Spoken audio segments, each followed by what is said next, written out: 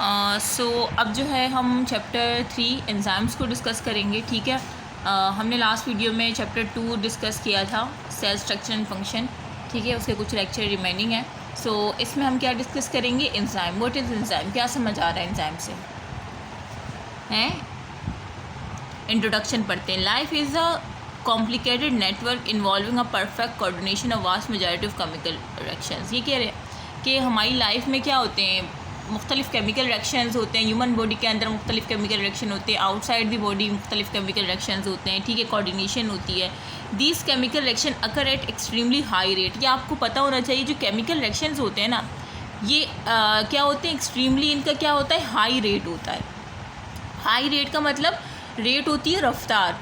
ठीक है, मतलब बहुत तेज़ी से ये रिएक्शंस होते हैं। ठीक है, अच्छा, this is due to the presence of some catalyst produce and synthesise inside living organism. तो ये रिएक्शंस क्यों इतने फास्ट होते हैं, क्या वजह है? क्योंकि क्या किसकी प्रेजेंस होती है बॉडी के अंदर, कुछ कैटलिस्ट होते हैं। ठीक है, कुछ कैटलिस्ट होते हैं जो कि केमिकल रिएक्शन को क्या कर देते हैं, कैटलाइज कर देते हैं, फास्ट कर देते हैं। ठीक है, इसकी वजह से ये केमिकल रिएक्शन बहुत ज़्यादा फास्ट होते हैं इन लिविंग ऑर्गेनिजम्स में। ठीक है, और ये कैटलिस्ट कहाँ से आते हैं, ये जो है प्रोड्यूस और synthesise inside the living organisms ही होते हैं और उसी में यूज़ होते हैं। ठीक है, बाहर से लेने की नीड नहीं है इसमें। The term enzyme was coin 1878 by design to these biological catalyst. बस ये सब याद रखने की नीड नहीं है, MCQs में शायद आ भी जाए। ठीक है, तो ये क्या, एंजाइम ग्रेड एन मतलब इन और जाइम मतलब, अच्छा, तो एंजाइम जो नेम है एंजाइम, इसको अगर मैं आपको ब्रेक करके बताऊं तो इन का मतलब होता है इन। ठीक है, और जाइम का मतलब होता है यीस्ट। ठीक है, और लिटरली इसकी मीन क्या हुई कि इन यीस्ट।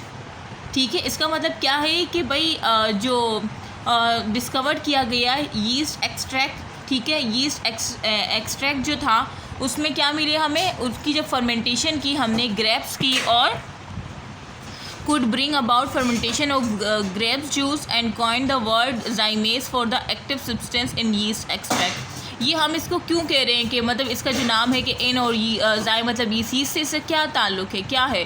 क्योंकि ये कह रहे हैं कि इसको जो डिस्कवर किया ना एंजाइम्स को, वो यीस्ट एक्सट्रैक्ट से डिस्कवर किया, जो यीस्ट का एक्सट्रैक्ट था ना उससे। ठीक है, किस तरह से, क्योंकि उसमें हमें क्या मिले, उसमें उसकी जब हमने फर्मेंटेशन की ग्रेप्स जूस की, ठीक है, तो उसमें हमें जो है जाइमेस मिला। जाइमेस एक एंजाइम है। ठीक है, और ये एक एक्टिव सब्सटेंस है किसमें, इन यीस्ट एक्सट्रैक्ट में। ठीक है, तो इस तरह से इसकी जो है डिस्कवरी हुई। ठीक है, एंजाइम की। अच्छा, इतना इसमें कुछ खास नहीं, जस्ट इंट्रोडक्शन है, इसमें कुछ भी याद नहीं रखना, जस्ट ये एज अ इंट्रोडक्शन है। ठीक है, later on it was given the name enzyme. उसके बाद फिर इसको एक नाम दिया कि ये क्या है, एंजाइम है। मतलब आपके वो यीस्ट एक्सट्रैक्ट में एक एक्टिव सब्सटेंस मिला जिसको आपने क्या किया, जाइमेज देखा था ना, एक्टिव सब्सटेंस, तो फिर आपने बाद में उसको क्या नाम दिया कि ये एंजाइम है। देखो, जब भी कोई वर्ड होता है उसके आखिर में ये चीज़ आती है ना, एज, तो आप समझ जाए कि ये एंजाइम है।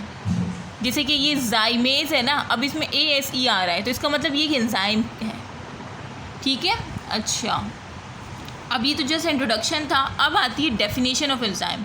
ठीक है, जो कि आपको लिखनी पड़ती है एग्जाम्स में। What is definition of enzyme, क्या है, किस तरह से डिफाइन करेंगे आप? Enzymes are organic catalyst. ये क्या है, एक ऑर्गेनिक कैटलिस्ट है। कैटलिस्ट मतलब जो कि रिएक्शंस को फास्ट करवाते हैं, जो कि रिएक्शन को करवाते हैं। ठीक है, मतलब रिएक्शंस तो हमारी बॉडी में हो रहे होते हैं, लेकिन उसको फास्ट कौन करवाता है, ये एंजाइम, जो कि एक्ट करते हैं एज अ कैटलिस्ट। ठीक है, ऑर्गेनिक कैटलिस्ट होते हैं ये, जो कि स्पीड अप करते हैं। देखें, स्पीड अप इन विवो, ठीक है, chemical reactions and remain unchanged at the end of the chemical reaction. ठीक है, मतलब ये रिएक्शंस को फास्ट करवाते हैं और ये रिएक्शन में पार्टिसिपेट नहीं करते, ये बात याद रखनी है। ये रिएक्शन में पार्टिसिपेट नहीं करते और अनचेंज रह जाते हैं। Eight the end of chemical reaction ये अनचेंज होते हैं। ठीक है, केमिकल रिएक्शन को जस्ट फास्ट कराना इनका काम होता है। अच्छा, with exception of ribozymes, ribozymes की एक्सेप्शन जो है।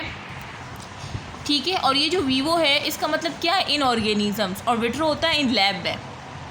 ठीक है, कि जो स्पीड अप करवाता है लिविंग ऑर्गेनिज्म की बॉडी में केमिकल रिएक्शन को। ठीक है, और अनचेंज हो जाता है at the end of the chemical reaction. अब एक्सेप्शन क्या है, विद एक्सेप्शन ऑफ राइबोजाइम्स। अब राइबोजाइम्स एक एक्सेप्शन है।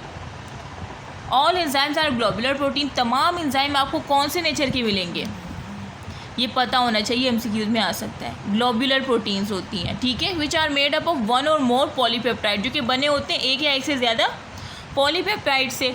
लेकिन इसमें राइबोसोम्स एक एक्सेप्शन है, ये आपको पता होना चाहिए, ठीक है। ये भी एमसीक्यू में पूछा जा सकता है, क्योंकि ये ग्लोबुलर नेचर नहीं होता। बाकी सारी क्या होते हैं, ग्लोबुलर प्रोटीन होते हैं, ये ग्लोबुलर नेचर नहीं होता, ठीक है। Ribozymes are the enzyme which consist of RNA, बल्कि ये क्या होता है, ये क्या कंसिस्ट करता है, ये आरएनए कंसिस्ट करता है और फाउंड होता है किसमें, राइबोसोम्स में। इस वजह से ये एक एक्सेप्शन है।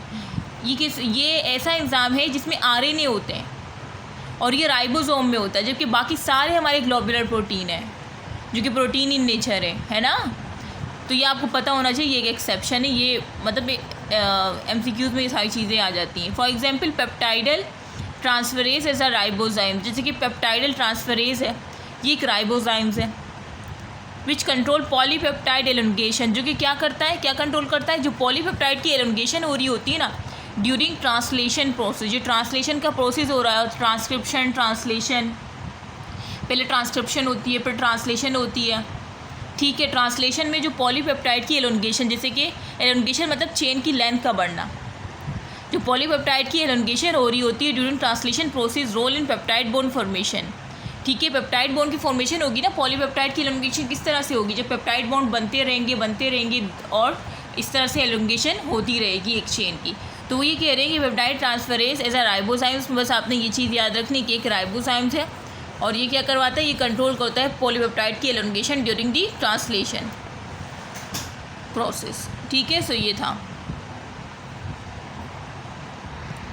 अच्छा यार, जो प्रोटीन की सिंथेसिस होती है ट्रांसलेशन प्रोसेस में, तो देखो ये प्रोटीन है, ये एक प्रोटीन है, ये दूसरा प्रोटीन है, ये तीसरा प्रोटीन है, इनके दरम्यान कौन सी लिंकेज है, पेप्टाइड लिंकेज है ना। अब पेप्टाइड की एलोंगेशन किस तरह से करवाएगा वो, देखो बहुत सारे पेप्टाइड बॉन्ड बन के, बहुत सारे जो है ना प्रोटीन के वाले पेप्टाइड बॉन्ड, देखो एलोंगेशन हो गई ना, प्रोटीन एलोंगेशन। तो ये कह रहे हैं कि role in peptide bond formation, देखो पेप्टाइड बॉन्ड फॉर्मेशन, अब पहले 3 पेप्टाइड लिंकेज थे, अब ज़्यादा पेप्टाइड लिंकेज हो गए, तो वो कौन सा है, पेप्टाइडल ट्रांसफर और एक राइबोजाइम्स है, ये याद रखनी है बात। अच्छा ये तो था इंट्रोडक्शन और डेफिनेशन। इंशाल्लाह नेक्स्ट में हम क्या डिस्कस करेंगे, प्रॉपर्टीज़ को।